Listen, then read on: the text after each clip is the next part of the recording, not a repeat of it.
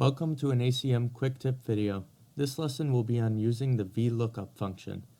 This function comes in handy when we have a very large set of data and we're trying to figure out something within the data or specific row.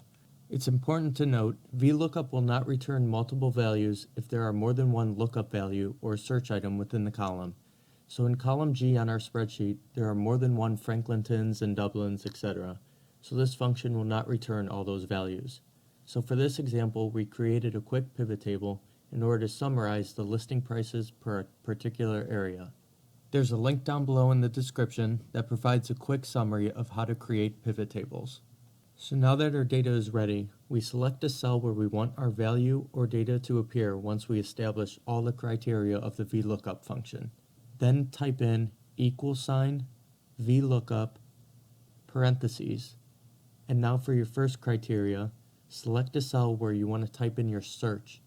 This is the lookup value, or what you will be searching for in order to find the value within that same row.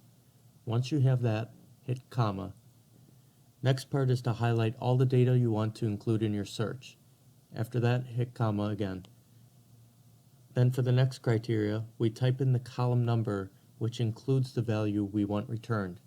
This number starts from the first column of your selected data. In this case, we want the second one over, so we type in 2. Then hit comma. Lastly, select true if you want an approximate match, and select false if you want an exact match, and then end parentheses. And that's it. Now when we search for an area in our lookup value cell, it sorts through the data, finds a match, then returns the value in the same row for the column we specified. Hope this helped you. Don't forget to hit the like button and subscribe for more Excel videos.